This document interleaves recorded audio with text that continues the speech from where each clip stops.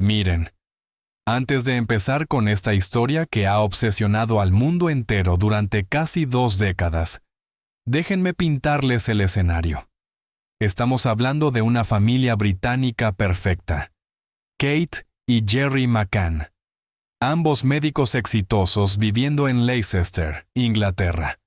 Tenían 3 hijos adorables, Madeleine, de apenas 3 años, y los gemelos Sean y Amelie, de 2 años. Kate trabajaba como médico general y Jerry era cardiólogo consultor. Por fuera, eran la imagen perfecta del éxito profesional y familiar. Pero el 3 de mayo de 2007, en un pequeño pueblo costero de Portugal, esta familia perfecta se convertiría en el centro del misterio criminal más mediático de los últimos tiempos. La historia comienza cuando la familia McCann llega al complejo vacacional Ocean Club en Praia da Luz, una pintoresca ciudad costera en el Algarve portugués. No venían solos.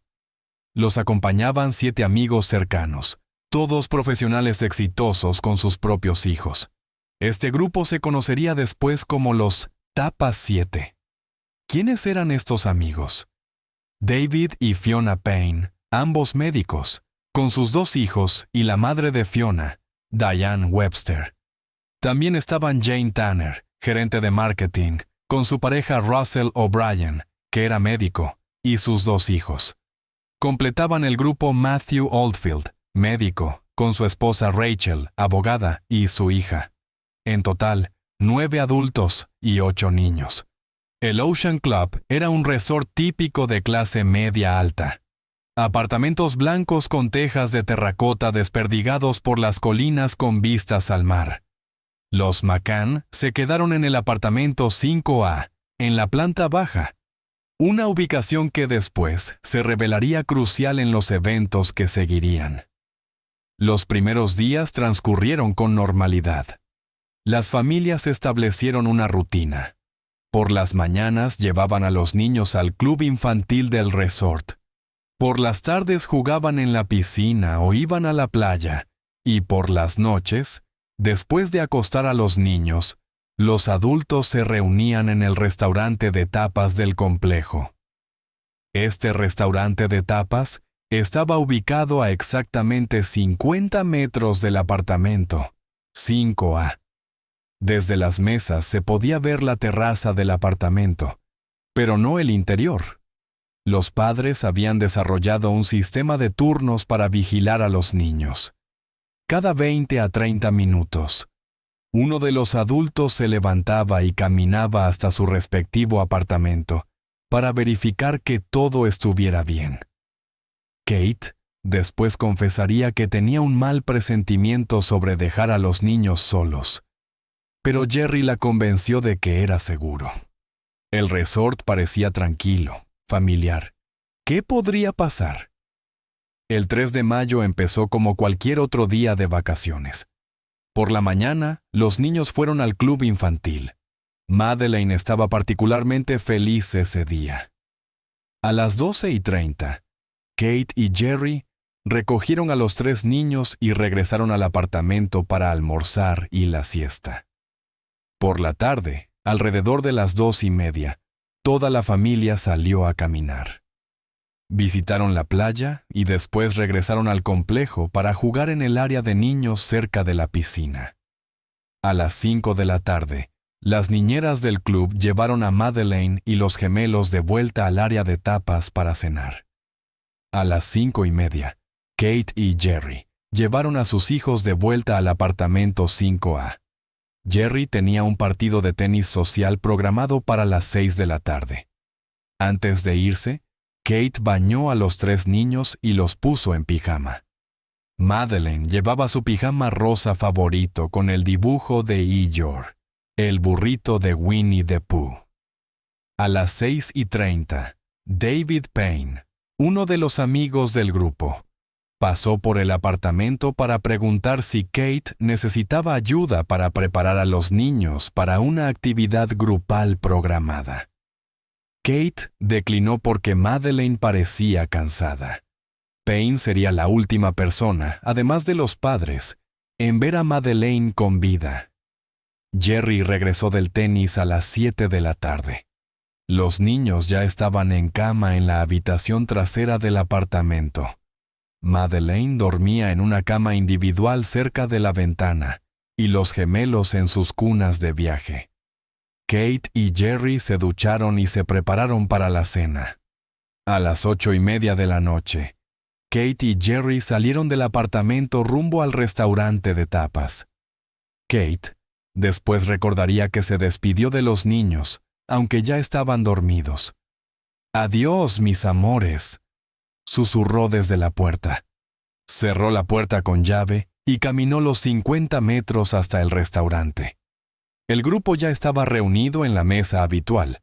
Los Payne, los O'Brien Tanner, los Oldfield y Diane Webster. Era una noche cálida y agradable. Pidieron vino y empezaron a planear las actividades del día siguiente. Como las noches anteriores, establecieron el sistema de turnos para vigilar a los niños.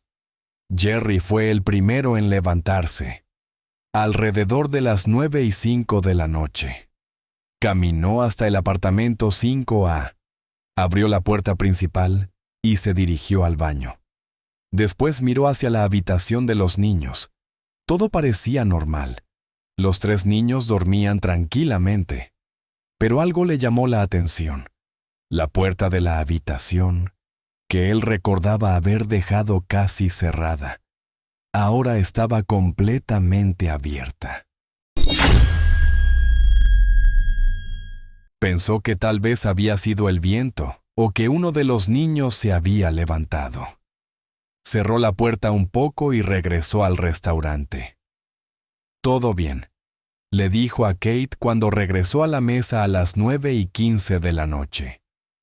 El siguiente turno le tocó a Matthew Oldfield, alrededor de las 9:30 de la noche.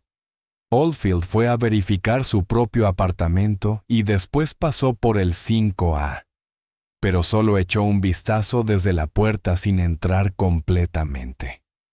Podía oír movimiento en la habitación, pero asumió que era uno de los niños moviéndose en sueños. No entró para verificar. Este detalle después se convertiría en uno de los puntos más controvertidos de toda la investigación. A las 10 de la noche le tocó el turno a Kate. Se levantó de la mesa donde habían estado discutiendo sobre actividades acuáticas para el día siguiente. Caminó tranquilamente hacia el apartamento. Era una noche hermosa. Podía escuchar las olas del mar a lo lejos. Kate abrió la puerta principal del apartamento 5A y inmediatamente notó algo extraño. La puerta de la habitación de los niños estaba completamente abierta de nuevo, y había una corriente de aire que no debería estar ahí. Entró a la habitación y su mundo se desplomó.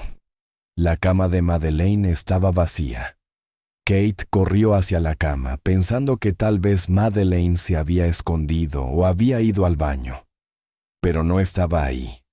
Verificó el baño, debajo de las camas, detrás de las cortinas. Los gemelos seguían durmiendo profundamente en sus cunas. Fue entonces cuando Kate notó que la ventana de la habitación estaba completamente abierta, y las cortinas se mecían con la brisa nocturna. Esta ventana daba directamente a la calle y a un área de estacionamiento. Kate corrió de vuelta al restaurante.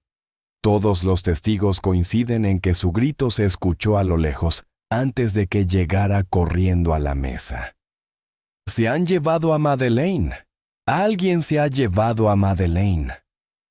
El pánico se apoderó del grupo inmediatamente. Jerry corrió hacia el apartamento mientras los demás comenzaron a dispersarse para buscar por todo el complejo. Cuando Jerry llegó al apartamento, confirmó lo que Kate había encontrado. La cama de Madeleine estaba completamente fría, como si hubiera estado vacía por un tiempo.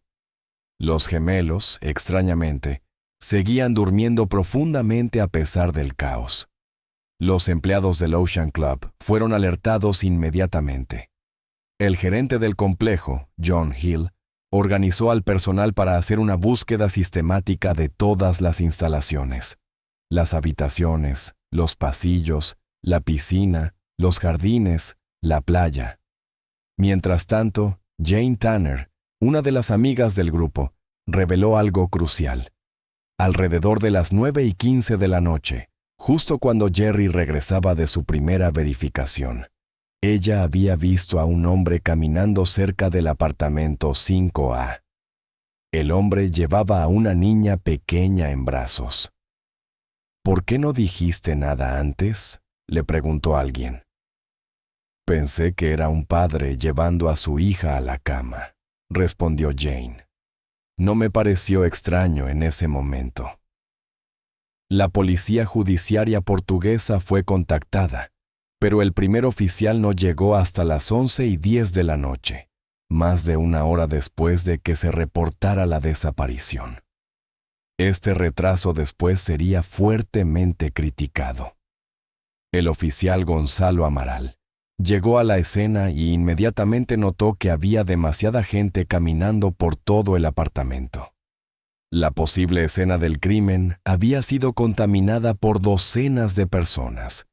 Los padres, los amigos, empleados del hotel, otros huéspedes que se habían unido a la búsqueda. Para cuando llegaron los especialistas forenses, cualquier evidencia física que pudiera haber existido ya había sido comprometida. Durante toda la noche, cientos de personas se unieron a la búsqueda. Empleados del hotel, huéspedes, residentes locales, todos peinando las calles de Praia da Luz con linternas. Revisaron cada arbusto, cada edificio abandonado, cada rincón donde una niña pequeña pudiera estar escondida. Los padres de Madeleine estaban en estado de shock. Kate alternaba entre episodios de llanto histérico y momentos de extraña calma. Jerry se había puesto en modo resolución de problemas, organizando la búsqueda y haciendo llamadas telefónicas. Para el amanecer del 4 de mayo, Madeleine McCann había desaparecido por completo. La desaparición de Madeleine McCann no se convirtió inmediatamente en noticia internacional. Inicialmente, era solo el caso de una niña desaparecida en un pequeño pueblo portugués. Pero la combinación de varios factores cambió esto rápidamente. Primero, los McCann no eran una familia cualquiera. Eran médicos respetados con conexiones y recursos. Segundo, Madeleine era una niña rubia y hermosa de ojos azules. El tipo de víctima que los medios británicos abrazan instintivamente. Tercero, y quizás más importante, Kate y Jerry McCann tomaron una decisión que los convertiría en figuras polarizantes. Decidieron hacer una campaña mediática masiva. Pensó que tal vez había sido el viento o que uno de los niños se había levantado. Cerró la puerta un poco y regresó al restaurante. «Todo bien», le dijo a Kate, cuando regresó a la mesa a las 9:15 de la noche. El siguiente turno le tocó a Matthew Oldfield, alrededor de las 9:30 de la noche. Oldfield fue a verificar su propio apartamento y después pasó por el 5A. Pero solo echó un vistazo desde la puerta sin entrar completamente. Podía oír movimiento en la habitación, pero asumió que era uno de los niños moviéndose en sueños. No entró para verificar. Este detalle después se convertiría en uno de los puntos más controvertidos de toda la investigación. A las 10 de la noche le tocó el turno a Kate. Se levantó de la mesa donde habían estado discutiendo sobre actividades acuáticas para el día siguiente. Caminó tranquilamente hacia el apartamento. Era una noche hermosa. Podía escuchar las olas del mar a lo lejos. Kate abrió la puerta principal del apartamento 5A y inmediatamente notó algo extraño. La puerta de la habitación de los niños estaba completamente abierta de nuevo. y había una corriente de aire que no debería estar ahí. Entró a la habitación y su mundo se desplomó. La cama de Madeleine estaba vacía. Kate corrió hacia la cama, pensando que tal vez Madeleine se había escondido o había ido al baño, pero no estaba ahí. Verificó el baño, debajo de las camas, detrás de las cortinas. Los gemelos seguían durmiendo profundamente en sus cunas. Fue entonces cuando Kate notó que la ventana de la habitación estaba completamente abierta y las cortinas se mecían con la brisa nocturna. Esta ventana daba directamente a la calle y a un área de estacionamiento. Kate corrió de vuelta al restaurante. Todos los testigos coinciden en que su grito se escuchó a lo lejos antes de que llegara corriendo a la mesa. Jerry McCann, el cardiólogo, era naturalmente organizado y estratégico. Mientras Kate luchaba con la devastación emocional, Jerry comenzó a orquestar lo que se convertiría en una de las campañas de búsqueda más sofisticadas en la historia. Contrataron a Clarence Mitchell, un experimentado especialista en relaciones públicas gubernamentales, como su portavoz oficial. Mitchell había trabajado anteriormente para el gobierno británico manejando crisis internacionales, y ahora enfocaría toda esa experiencia en encontrar a Madeleine. La estrategia era simple pero brillante: mantener el caso en los titulares a toda costa. Mientras más atención mediática, más presión sobre las autoridades para continuar la búsqueda, y más posibilidades de que alguien proporcionara información crucial. Durante estos primeros días, llegaron cientos de avistamientos de Madeleine. Una niña rubia en un supermercado en España, otra en un ferry hacia Marruecos, una más en un aeropuerto en Bélgica. Cada pista requería investigación, y cada una resultaba ser un callejón sin salida. La más significativa de estas primeras pistas vino de una mujer que afirmaba haber visto a un hombre con una niña pequeña cerca de una gasolinera, a las afueras de Praia da Luz, aproximadamente a las 10:30 de la noche del 3 de mayo. Describió al hombre como de mediana edad, moreno, con el cabello oscuro. Esta descripción coincidía parcialmente con lo que Jane Tanner había visto, pero había diferencias importantes en los detalles. 2 semanas después de la desaparición, la investigación tomó su primer giro dramático. Robert Murat, un británico de 33 años que vivía en Praia da Luz con su madre, fue declarado oficialmente sospechoso. ¿Quién era Robert Murat? Era un agente inmobiliario que había crecido en Portugal después de que sus padres se mudaran allí cuando él era adolescente. Hablaba portugués con fluidez y había estado ayudando a la policía como traductor informal durante los primeros días de la investigación. Pero algo sobre su comportamiento había alertado a Lori Campbell, una reportera del Sunday Mirror. Campbell notó que Murat parecía demasiado interesado en el caso, demasiado ansioso por ayudar, y que hacía preguntas que parecían extrañas para alguien que simplemente quería colaborar. La investigación sobre Murat reveló algunos hechos perturbadores. Vivía con su madre en Casa Liliana, una propiedad a solo 150 metros del Ocean Club. Tenía acceso a vehículos y conocía la zona perfectamente. Además, había estado en la zona la noche del 3 de mayo, supuestamente en casa con su madre. Pero cuando la policía comenzó a interrogar a testigos, aparecieron contradicciones.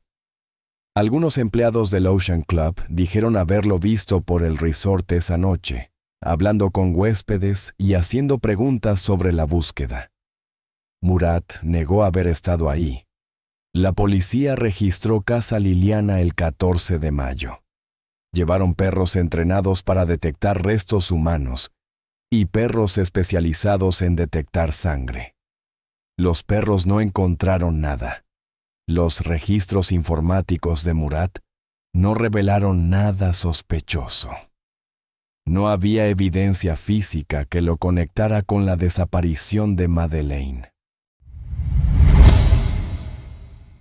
Durante meses, Robert Murat fue el principal sospechoso. Los medios británicos, especialmente los tabloides, lo retrataron como un personaje siniestro. Su vida fue destrozada. Perdió su trabajo, sus amigos lo evitaban y se convirtió en un paria en su propia comunidad. Pero la realidad era que la policía portuguesa no tenía evidencia sólida contra él. Toda la teoría se basaba en sospechas y comportamiento aparentemente extraño, no en hechos concretos. El 21 de julio de 2008, más de un año después, Robert Murat fue oficialmente eliminado como sospechoso. Después demandó a varios periódicos británicos por difamación y recibió compensaciones sustanciales. El caso había reclamado su primera víctima colateral. 3 meses después de la desaparición de Madeleine, la investigación portuguesa tomó un giro completamente inesperado. El 6 de agosto, la policía trajo equipos especializados de Reino Unido, incluyendo perros entrenados para detectar restos humanos y rastros de sangre. Estos perros, manejados por Martin Grime, un especialista británico, fueron llevados al apartamento 5A y a varios vehículos asociados con los McCann. Lo que encontraron cambiaría completamente la dirección de la investigación.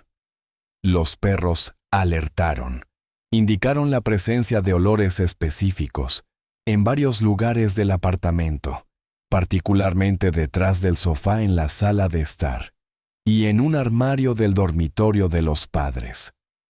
También alertaron en el maletero del Renault Scénico, que los McCann habían alquilado 25 días después de la desaparición de Madeleine. Basándose en estos hallazgos, la policía portuguesa desarrolló una nueva teoría. Madeleine había muerto en un accidente en el apartamento, posiblemente por una sobredosis accidental de sedantes, y los padres habían encubierto su muerte simulando un secuestro. Esta teoría explicaría varios aspectos del caso que habían parecido extraños a los investigadores. ¿Por qué los gemelos siguieron durmiendo profundamente a pesar del caos de esa noche? ¿Por qué no había evidencia de entrada forzada en el apartamento? ¿Por qué las descripciones de los testigos sobre el supuesto secuestrador eran tan vagas e inconsistentes? ¿Por qué los perros habían alertado en el apartamento y en el coche alquilado? El 6 de septiembre, Kate McCann fue llamada para un interrogatorio que duraría 11 horas. Al final de esa sesión maratoniana, fue declarada oficialmente sospechosa. Durante el interrogatorio, la policía le hizo 48 preguntas específicas. Kate se negó a responder a la mayoría de ellas, actuando bajo consejo de sus abogados. Las preguntas incluían: ¿en qué momento exacto se dio cuenta de que Madeleine había desaparecido? ¿Por qué no respondió inmediatamente cuando Matthew Oldfield le ofreció buscar en el apartamento? ¿Había sedado a sus hijos esa noche?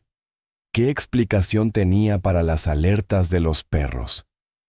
La negativa de Kate a responder estas preguntas fue vista por muchos como sospechosa, aunque sus abogados argumentaron que era un derecho legal básico.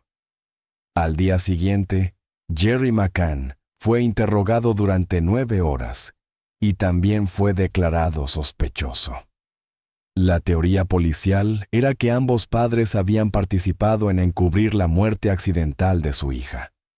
Los McCann fueron informados de que estaban siendo investigados por abandono, ocultación de cadáver y homicidio negligente. El 9 de septiembre, 2 días después de que Jerry fuera declarado sospechoso, La familia McCann regresó a Reino Unido. Su estatus de sospechosos no les impedía viajar, pero debían informar a las autoridades sobre sus movimientos. El vuelo de regreso fue un circo mediático. Cientos de periodistas y cámaras esperaban en el aeropuerto de East Midlands. Las imágenes de Kate y Jerry bajando del avión, con expresiones tensas y rodeados de seguridad, dieron la vuelta al mundo. El hecho de que los padres de Madeleine fueran declarados sospechosos dividió dramáticamente la opinión pública. Hasta ese momento, habían sido vistos principalmente como víctimas trágicas. Pero ahora, millones de personas comenzaron a cuestionarse si realmente eran culpables de algo mucho más siniestro. Los tabloides británicos se dividieron en campos. Algunos continuaron apoyando a los McCann, retratándolos como padres devastados, víctimas de una investigación policial incompetente. Otros comenzaron a insinuar que tal vez la policía portuguesa tenía razón. Los críticos de los McCann señalaban múltiples inconsistencias en las declaraciones del grupo de amigos, particularmente sobre la cronología de esa noche. Jane Tanner cambió su descripción del hombre que vio cargando a la niña varias veces. Las horas exactas de las verificaciones de los niños no coincidían entre los diferentes testimonios. Matthew Oldfield cambió su historia sobre qué exactamente había visto cuando verificó el apartamento 5A, y había confusión sobre qué puertas estaban abiertas o cerradas. Por otro lado, los defensores de los McCann argumentaban que no había evidencia física concreta de que hubieran hecho algo malo. Las alertas de los perros podían tener explicaciones inocentes. Las inconsistencias en las declaraciones eran normales en situaciones traumáticas, y la idea de que unos padres mataran accidentalmente a su hija y luego la escondieran era simplemente demasiado rebuscada. Sean y Amélie, los gemelos, tenían solo 2 años cuando su hermana mayor desapareció. Conforme crecían, tuvieron que lidiar no solo con la pérdida de su hermana, sino también con la controversia constante que rodeaba a sus padres. Kate McCann después escribiría sobre la dificultad de explicar a los gemelos por qué algunas personas pensaban que sus padres habían lastimado a Madeleine. Gonzalo Amaral era el inspector jefe de la policía judiciaria que estaba a cargo de la investigación de Madeleine McCann. Veterano con más de 20 años de experiencia, Amaral estaba convencido de que los McCann estaban involucrados en la muerte de su hija. En octubre de 2007, Amaral fue removido del caso después de criticar públicamente a la policía británica por interferir en la investigación portuguesa. Pero él no se quedaría callado. En julio de 2008, Amaral publicó un libro titulado Maddie, a verdade da mentira. Maddie, la verdad de la mentira. En el libro, Amaral exponía su teoría de que Madeleine había muerto en el apartamento, posiblemente por una sobredosis accidental de sedantes, y que los padres habían simulado el secuestro. El libro se convirtió en un bestseller en Portugal y fue traducido a varios idiomas. También se convirtió en el centro de una batalla legal que duraría años. Los McCann demandaron a Amaral por difamación, argumentando que sus teorías no respaldadas estaban dañando los esfuerzos para encontrar a Madeleine y causando daño emocional adicional a la familia. La batalla legal se extendería por más de una década, con victorias y derrotas para ambos lados. Los McCann inicialmente ganaron y recibieron 500,000 euros en daños, pero esta decisión fue posteriormente revocada por el Tribunal Supremo portugués. Amaral también participó en un documental de televisión portuguesa que presentaba su teoría. Este documental fue particularmente dañino para los McCann, porque incluía recreaciones dramáticas de la supuesta muerte accidental de Madeleine. Los McCann lograron que el documental fuera prohibido, pero para entonces ya había sido visto por millones de personas y circulaba ampliamente en Internet. El 21 de julio de 2008, exactamente 14 meses después de la desaparición de Madeleine, el fiscal general portugués Fernando José Pinto Monteiro anunció que no había evidencia suficiente para procesar a ningún sospechoso. El caso fue archivado y los McCann fueron oficialmente liberados de su estatus de sospechosos. El informe final de la policía portuguesa de 20.000 páginas no llegó a una conclusión definitiva sobre qué había pasado con Madeleine.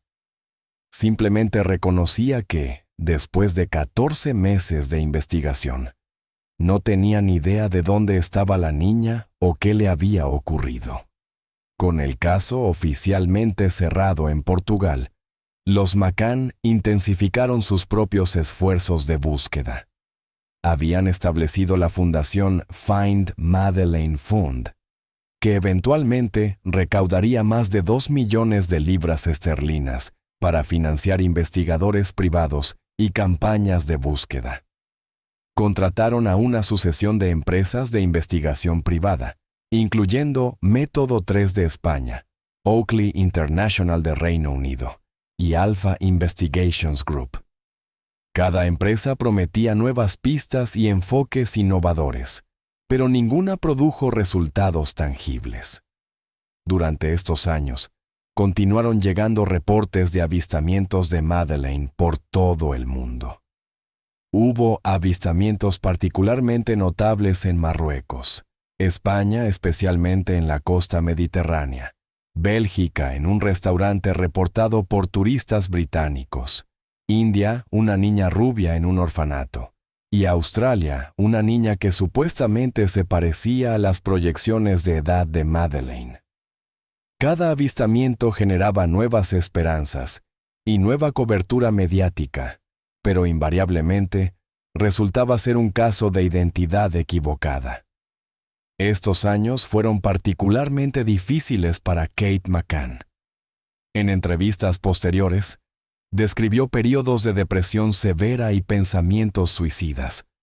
Tuvo que dejar su trabajo como médico general porque no podía concentrarse.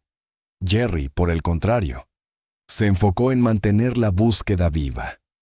Regresó a su trabajo como cardiólogo, pero dedicaba todo su tiempo libre a coordinar esfuerzos de búsqueda y campañas mediáticas.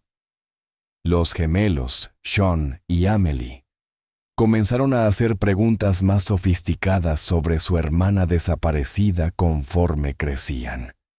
Kate y Jerry lucharon con cuánto contarles sobre las teorías que los culpaban a ellos. 4 años después de la desaparición de Madeleine, el caso recibió un impulso inesperado.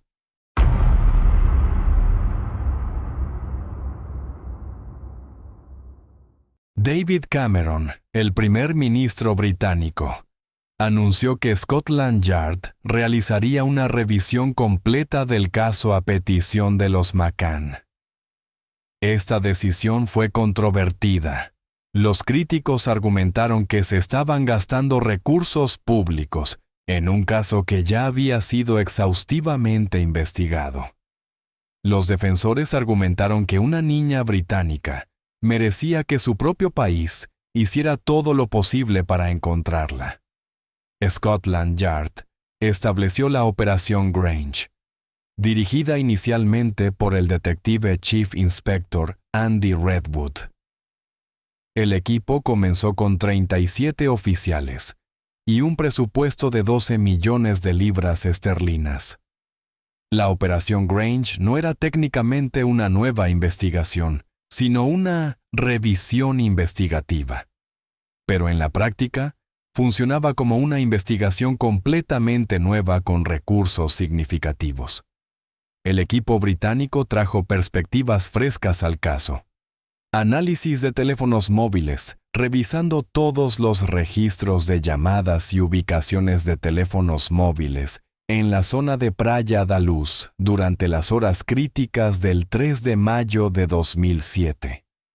Revisión de delincuentes sexuales, creando una base de datos de todos los delincuentes sexuales conocidos que estuvieron en Portugal durante ese periodo.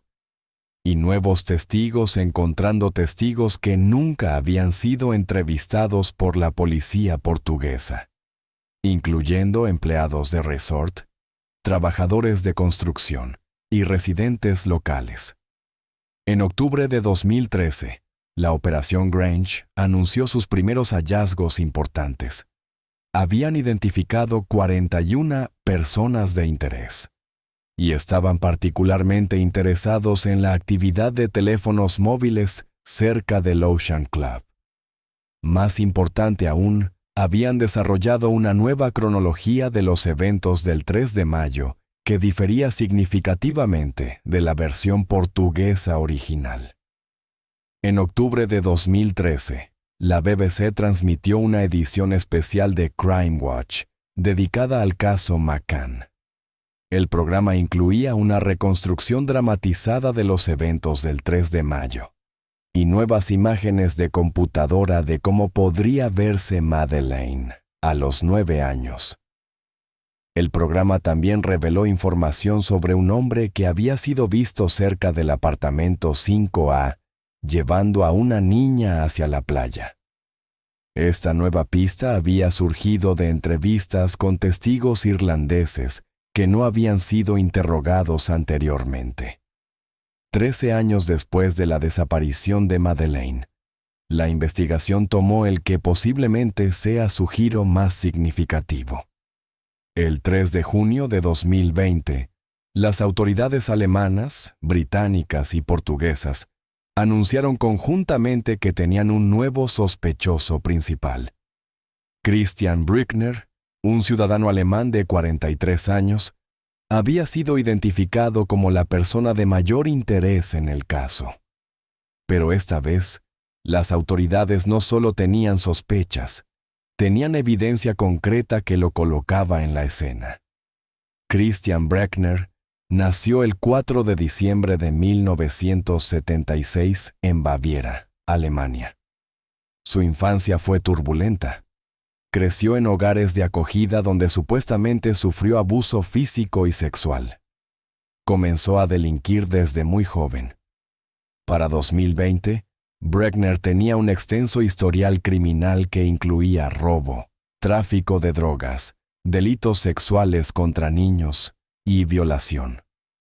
Crucialmente, había vivido en el área del Algarve, Portugal, entre 1995 y 2007. Durante este periodo, supuestamente se sostenía robando en hoteles y apartamentos vacacionales, precisamente el tipo de propiedad donde se alojaban los McCann. Lo que hizo que Brückner fuera diferente de los sospechosos anteriores era la evidencia concreta. Los registros muestran que el teléfono móvil de Brückner recibió una llamada de 30 minutos que comenzó a las 7:32 de la noche del 3 de mayo de 2007 y la llamada se originó desde una torre de telefonía que cubría específicamente el área del Ocean Club.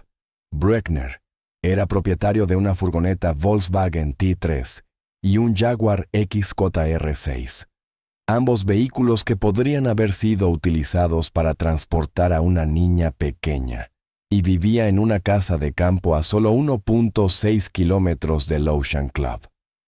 Pero quizás la evidencia más impactante vino de un incidente en 2017. Brückner estaba bebiendo en un bar en Braunschweig, Alemania, con un amigo llamado Helge Busching. El programa de televisión alemán estaba transmitiendo un documental sobre el 10º aniversario de la desaparición de Madeleine. Según Busching, Bruckner hizo comentarios inquietantes mientras veía el programa.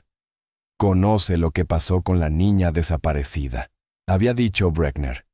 Cuando Bushing preguntó qué quería decir, Bruckner supuestamente respondió: «Ella no gritó».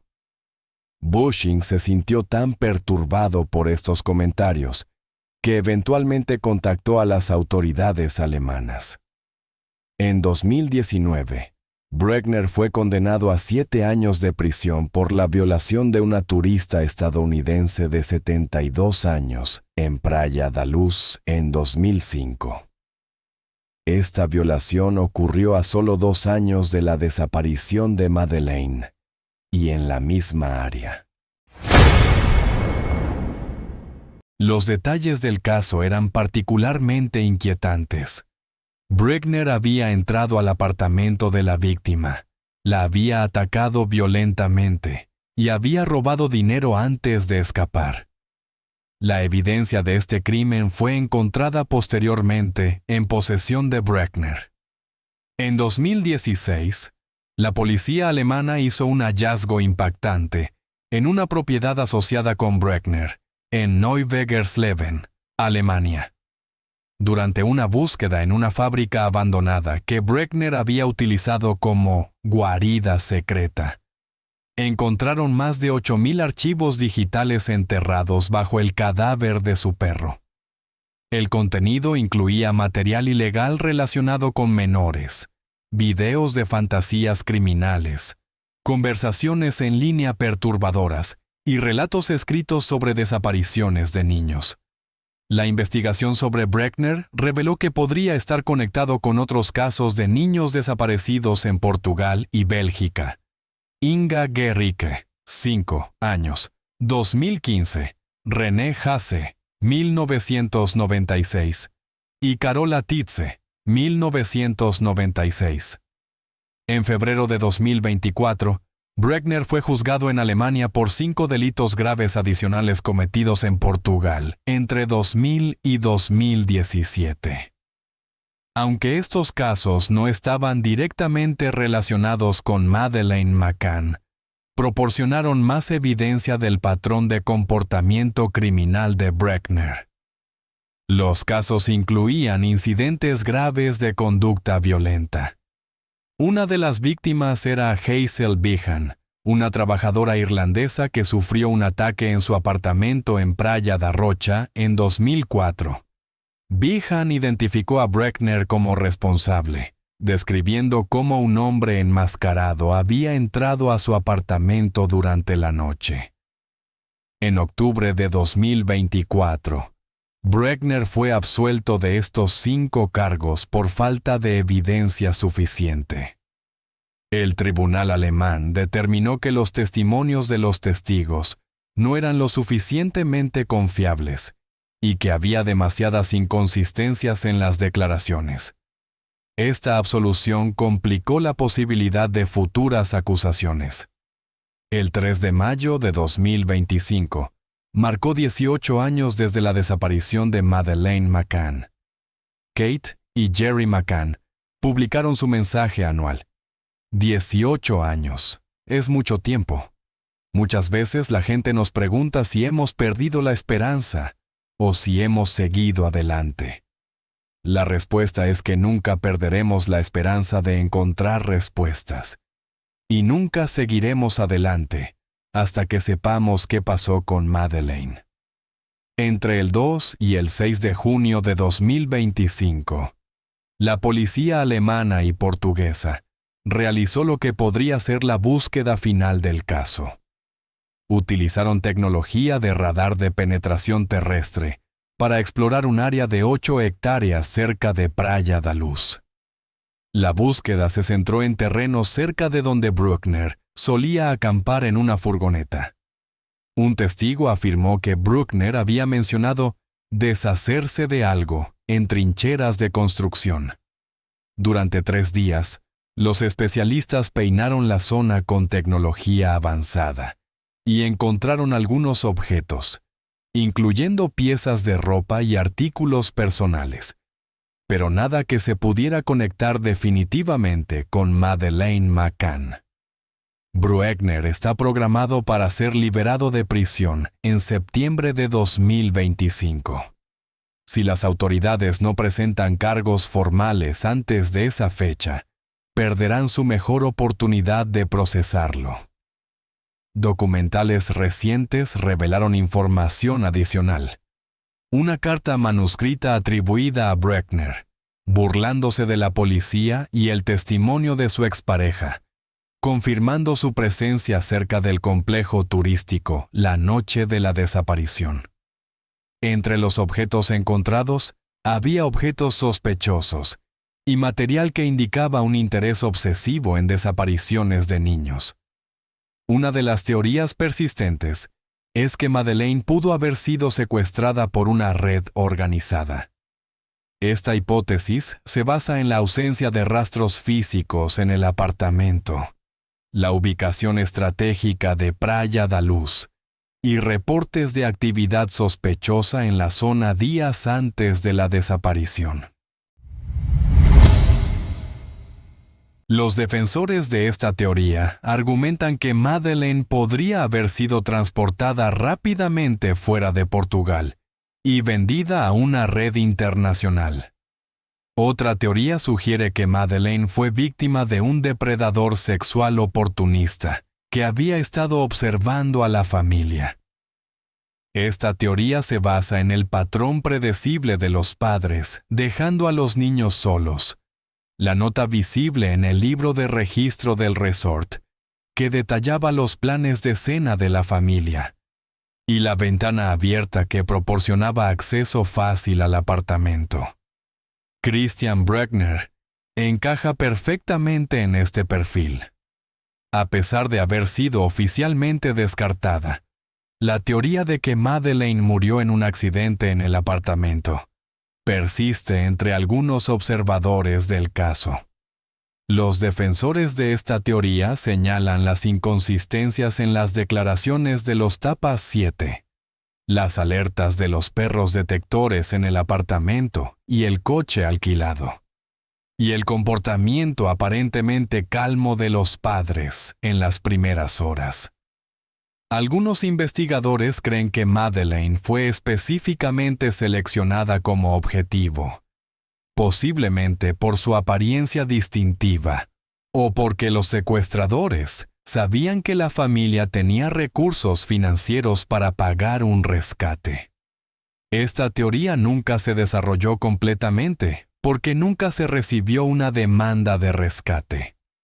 La desaparición de Madeleine McCann cambió fundamentalmente cómo se manejan los casos de niños desaparecidos en Europa. Estableció precedentes para cooperación internacional inmediata, uso masivo de medios sociales para búsquedas, campañas mediáticas sostenidas e investigaciones paralelas por múltiples países. El caso McCann demostró el poder y los peligros de la cobertura mediática masiva. Por un lado, mantuvo la búsqueda de Madeleine en la conciencia pública durante 18 años. Por otro lado, llevó a especulación irresponsable, juicios mediáticos de sospechosos inocentes, interferencia con la investigación policial y trauma adicional para todas las partes involucradas. El caso ha tenido víctimas más allá de Madeleine y su familia. Robert Murat fue destruido financiera y emocionalmente por ser falsamente sospechoso. Los Tapas 7 fueron sujetos a escrutinio público y especulación durante años. La policía portuguesa fue criticada internacionalmente, afectando la moral y reputación. Y otros niños desaparecidos recibieron menos atención porque no tenían el perfil mediático del caso McCann. En marzo de 2019, Netflix lanzó The Disappearance of Madeleine McCann, un documental de 8 partes que reexaminó todo el caso. El documental fue controvertido porque los McCann se negaron a participar. Presentó teorías de conspiración como posibilidades legítimas y reavivó especulaciones sobre la culpabilidad de los padres. A pesar de la controversia, El documental fue visto por millones de personas en todo el mundo y introdujo el caso a una nueva generación. En febrero de 2023, una mujer polaca de 21 años llamada Julia Wendel capturó la atención mundial al afirmar que ella era Madeleine McCann. Wendel, usando el nombre de Instagram AIAMMADELEINEMCCANN, publicó fotos comparando sus características físicas con las de Madeleine. Sus afirmaciones incluían no recordar su infancia temprana, tener una marca en el ojo similar a Madeleine, y sospechar que sus padres polacos no eran realmente sus padres biológicos. Wendel apareció en programas de televisión estadounidenses, incluyendo The Dr. Phil Show, donde pidió pruebas de ADN para probar sus orígenes. En marzo de 2023, los resultados de las pruebas de ADN revelaron que Julia Wendel era completamente de origen polaco, sin ascendencia británica. Esto descartó definitivamente sus afirmaciones de ser Madeleine McCann. El incidente demostró el poder duradero del caso McCann para capturar la imaginación pública y generar teorías salvajes. A lo largo de los años, docenas de personas han afirmado ser Madeleine McCann o tener información sobre su paradero. Una niña en India que supuestamente se parecía a Madeleine. Múltiples avistamientos en Marruecos y España. Personas que afirmaban haber sido abducidas por las mismas personas que tomaron a Madeleine. E individuos que afirmaban tener visiones psíquicas sobre su ubicación. Cada afirmación requería investigación y recursos, pero ninguna jamás condujo a información útil. Sean y Amelie McCann tenían solo 2 años cuando su hermana mayor desapareció. Ahora, a los 20 años, han crecido bajo la sombra de uno de los casos criminales más famosos del mundo. Los gemelos han tenido que navegar preguntas constantes de compañeros de clase y extraños. Cobertura mediática de su familia desde que tienen memoria. Teorías de conspiración que sugieren que sus padres son culpables. Y la ausencia permanente de su hermana. Kate y Jerry McCann han trabajado arduamente para proteger la privacidad de los gemelos. Han evitado que aparezcan en fotografías públicas y han limitado las entrevistas que involucren a los niños. Conforme Sean y Amelie se convirtieron en adultos jóvenes, han tenido que decidir qué papel, si alguno, quieren jugar en la búsqueda continua de su hermana. Hasta ahora, han elegido mantenerse fuera del ojo público. En 2023, por primera vez, uno de los gemelos hizo una declaración pública limitada, agradeciendo el apoyo continuo del público, pero pidiendo privacidad para continuar con sus vidas. Después de más de una década, la Operación Grange de Scotland Yard ha gastado más de 12 millones de libras esterlinas, traducido más de 30,000 documentos, investigado más de 8,000 posibles avistamientos, tomado 1,338 declaraciones, recopilado 1,027 piezas de evidencia, investigado a 650 delincuentes sexuales y examinado 60 personas de interés. A pesar de estos esfuerzos masivos, no han logrado resolver el caso definitivamente. El equipo alemán, liderado por el fiscal Hans Christian Wolters, se ha centrado exclusivamente en Christian Bruckner. Creen que tienen evidencia suficiente para demostrar que Bruckner mató a Madeleine, pero necesitan más pruebas para asegurar una condena. El caso ha requerido cooperación sin precedentes entre Scotland Yard, la Policía Judiciaria Portuguesa, el Bundeskriminalamt alemán, Interpol y Europol. Esta cooperación ha establecido nuevos protocolos para casos internacionales de niños desaparecidos. Con la liberación programada de Bregner en septiembre de 2025, las autoridades alemanas están bajo presión extrema para presentar cargos o perder a su principal sospechoso. Si Bregner es liberado sin cargos, es probable que desaparezca, posiblemente sometiéndose a cirugía plástica para alterar su apariencia, como su abogado ha sugerido. El caso McCann ha llevado a cambios significativos en cómo se manejan las desapariciones de niños. Respuesta inmediata porque los primeros minutos y horas son cruciales. Preservación de la escena del crimen con protocolos más estrictos. Cooperación internacional con sistemas más rápidos para compartir información entre países. Y manejo de medios con mejores estrategias para equilibrar la ayuda de los medios con la integridad de la investigación. Aunque Reino Unido ya tenía un sistema similar, el caso McCann llevó a mejoras en los sistemas de alerta temprana para niños desaparecidos en toda Europa. El caso se ha convertido en material de estudio obligatorio en academias policiales, enseñando técnicas de entrevista para casos de niños desaparecidos, manejo de casos de alto perfil mediático, cooperación internacional y análisis de evidencia forense. Después de 18 años de investigación exhaustiva, hay sorprendentemente pocos hechos que podemos establecer con absoluta certeza.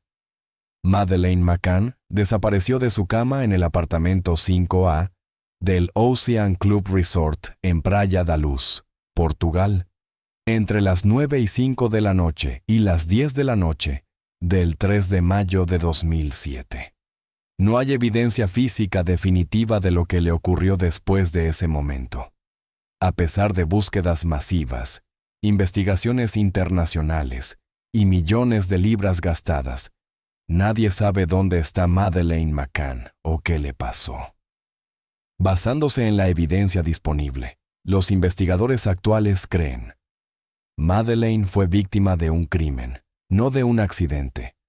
El perpetrador probablemente era Christian Bregner. Madeleine probablemente murió poco después de su desaparición, y el crimen probablemente fue cometido por un depredador sexual oportunista. Hay aspectos del caso que probablemente permanecerán para siempre en el misterio. Los minutos exactos de lo que ocurrió esa noche, si Madeleine sufrió antes de morir, la ubicación exacta de sus restos y los motivos precisos del perpetrador. La desaparición de Madeleine McCann ha tenido un impacto que se extiende mucho más allá de una familia devastada. Para la seguridad infantil ha aumentado la conciencia sobre los peligros que enfrentan los niños, incluso en entornos aparentemente seguros. Para el periodismo ha demostrado tanto el poder de los medios para mantener vivos casos importantes como los peligros de la especulación irresponsable. Para la aplicación de la ley ha llevado a mejoras significativas en cómo se investigan las desapariciones de niños y en la cooperación internacional. Y para la sociedad ha planteado preguntas difíciles sobre la responsabilidad parental, el privilegio de clase y cómo la sociedad responde de manera diferente a diferentes tipos de víctimas. Ahora, en sus 50 y tantos años, Kate y Jerry McCann continúan su búsqueda con la determinación inquebrantable que han mostrado durante 18 años. Kate ha regresado gradualmente al trabajo médico, aunque a tiempo parcial. Jerry continúa su carrera como cardiólogo, pero mantiene un perfil más bajo que en los primeros años después de la desaparición.